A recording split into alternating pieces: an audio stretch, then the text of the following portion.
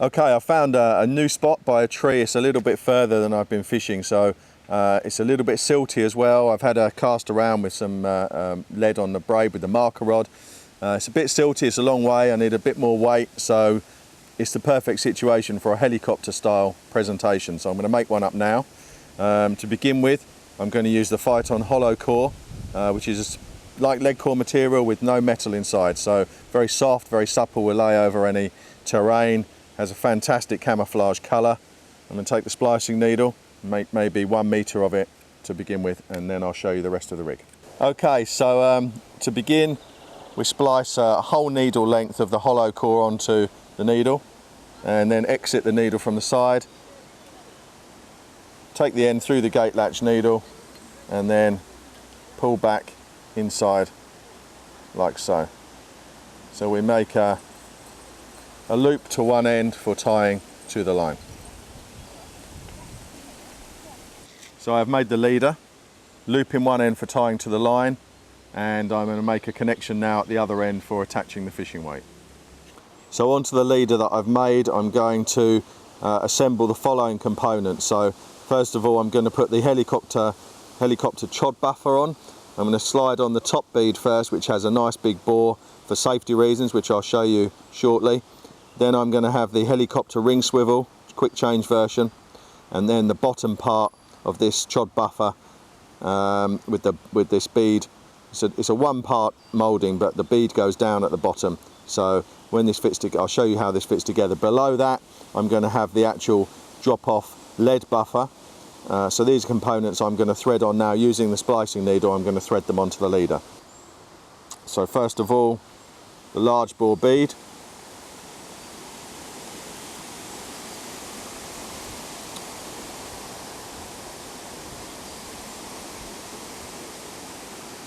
Then helicopter ring swivel.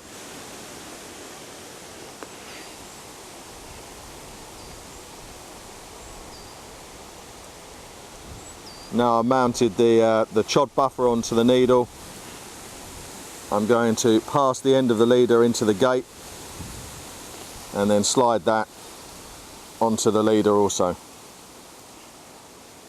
So we finish with these components like this. Just put this down so you can see the ring swivel fits perfectly on there, lots of movement. There's a bigger ring, bigger fit than a normal ring swivel, so this helicopter swivel is perfect. It's quick change also. If we take the top bead, just wet the stem and put the top bead onto there like that.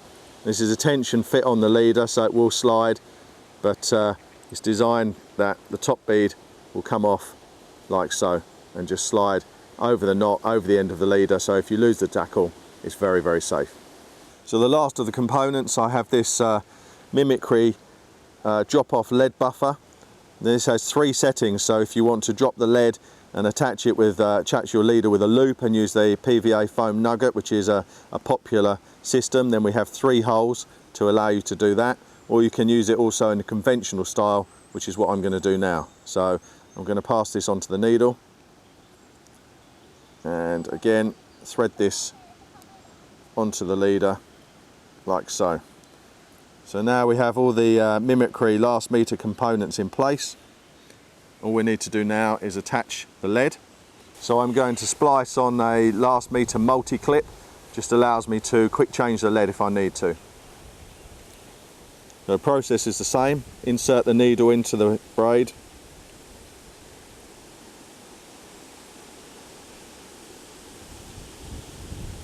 Again, always do nice long splice, 1 whole needle length, will never ever come undone. So whole length of needle, pass it outside, take the end, pass the clip on, very important, nearly forgot. So the clip is in place, and now take the end, put it back through the gate, like so, and then we're just going to slide all of the hollow braid off of the needle to create the splice, like so. I love splicing. It's the neatest and strongest way to use these materials. I'm sure you'll agree, there's literally no knot. And in your mind you think it's just passed back on itself, it's not strong, but I assure you, if you splice a whole needle length like this, there's not even any need to glue it. It will never ever ever come undone. So we're just going to trim the tag end. So to do that, I just pull maybe a couple of extra mil free and trim very, very close with the scissors. And then if you take the clip and pull, it will disappear inside. So there is no joint whatsoever. Very, very neat. So now we have the lead. So we're going to take the swivel of the lead and pass onto the clip, and then we're going to slide the helicopter buffer down to cover like this. So don't be tempted with a helicopter rig to cover the whole thing, because the lead will go into the bottom and you need this joint. So the lead goes into the bottom, and because this has a joint, the rig will lay across the top of the sediment like so. If you sheathe all of this, then it will come up awkwardly in an arc and will not sit as nicely. So always have that joint so that your leader can lay flat when the lead is plugged in. So that's the finished arrangement. I'm going to tie this to the end of my main line, which is 038 mimicry, and then we're going to make a hook link. So now we have to make the hook link, and I'm going to use two different materials to make this. So I'm going to make a boom section. It's kind of like a stiff hinge rig, which is popular in the UK.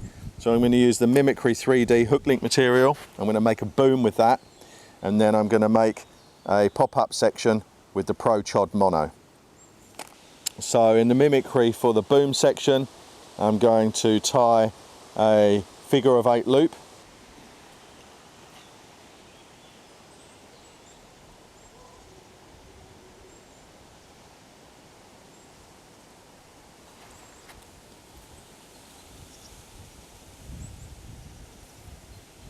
When you're tying loops in mono, very, very important to tie a figure of 8. Don't be tempted to tie a normal overhand loop in any kind of mono, because it is not strong enough. Figure of 8, very strong, very reliable.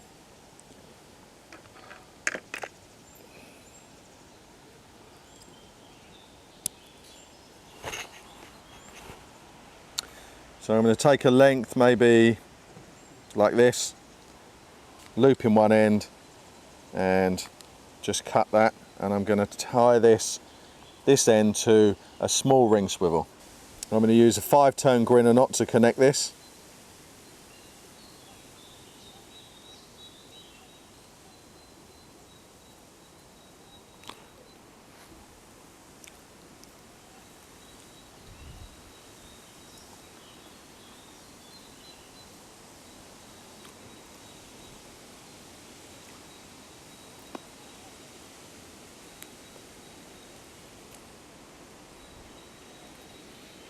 So we trim the tag end. Now this Mimicry hook link material I really like because it has some stiffness, so you won't get tangles, and if you balance your hook bait right, it will boom away. Obviously with the Mimicry finish, it's impossible to see. Very, very strong, very durable. I'm using the 4.40 diameter for this, which is this one that I showed you already, 25 pounds. So for a boom, it needs to be thick, it needs to be quite stiff, so I always use a heavy one. So our boom is almost finished. I'm just going to add an anti-tangle sleeve to it. Okay, we have a last meter anti-tangle sleeve. This is the 6 centimeter version, and as you can see, the beautiful fleck on the product just gives you another dimension of invisibility and subtle rig camouflage. So I'm going to take the splicing needle again, pass that through the anti-tangle sleeve. So onto the hook link boom, I'm threading some tungsten downforce sinkers. I'm going to put 2 of those on, like so, with the wire loop. It's very easy. This will just keep the rig pinned down to the bottom, very important. So they sit on there very neatly like so. So this is the finished hook link, or the boom section. So we have the helicopter quick change swivel, the Mimicry anti-tangle sleeve, the .0405 25-pound Mimicry 3D hook link. We have 2 downforce tungsten sinkers and the small size ring swivel at this end, which is what we will connect to the hook link, the actual hook part, which I'll do now. So for the hook section, I'm fishing pop-ups on this trip. It's working very well, so I'm going to carry on with that. I'm going to use a size 2 XC5 hook, which is actually quite a small hook for its size, so size 2 is perfect for this situation. With the Pro Chod Mono to create a short, stiff pop-up section. I'll show you how I do that now. So for the hook link material, the first thing I do, make a very small, neat, round loop to the swivel, like so. This just means that I have a nice amount of movement for the pop-up section. It can spin in any direction. Next, we take the hook, we pass the link through the eye of the hook. I don't have my glasses on. And we make it like this. And we now do a whipping knot, which is very important. If you don't know how to tie a whipping knot, then it's very good to learn.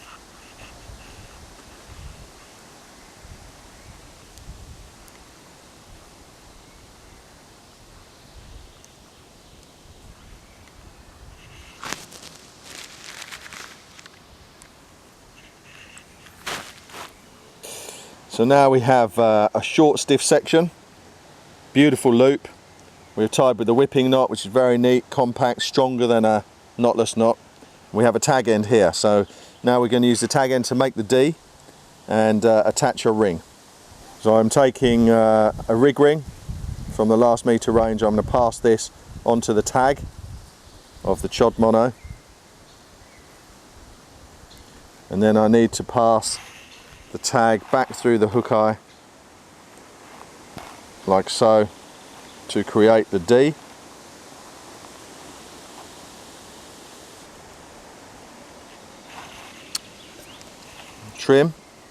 Trim leaving maybe a few millimeters, then cover the whole knot with your fingers to protect. So when you are melting the knot, very, very important to protect all of your rig with your own flesh. Then you know if the flame gets too close. So I covered everything, and we're going to take the lighter and melt the end of the Chod Mono down into a blob.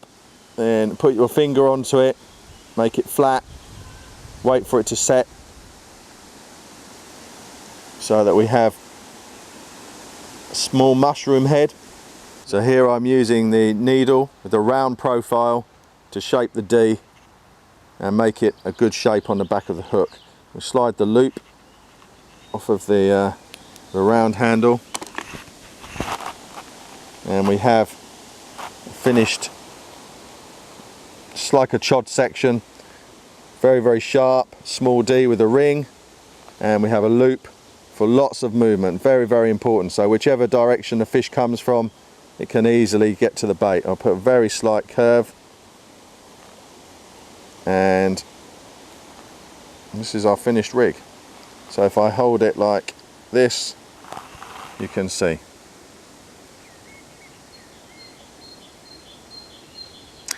Now the only thing we need to add to this is some putty to balance the hook bait.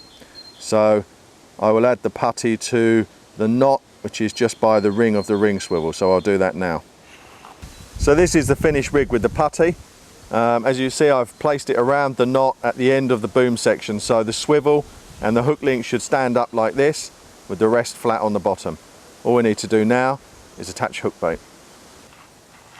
So with the splicing needle, I've thread the boilie onto the loop of floss and then thread the boilie down to the ring, and now we tie a small overhand knot, and into that we will place a hair stop.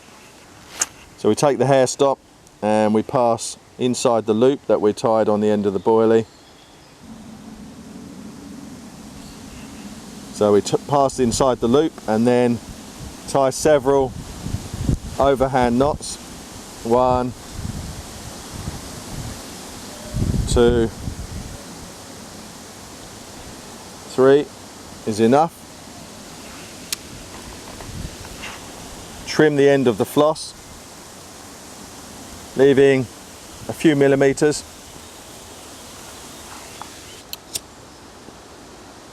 Okay, so when you've melted it, always melt the floss into a blob. Then you place your finger onto the blob while it's molten. Be a man, take the pain. And then it will become a weld and will never ever come undone, because your bait should never ever come off, because it will cost you a fish. That is super secure. Even if a bird or anything picks that up, it will never come off. So the finished rig looks like this.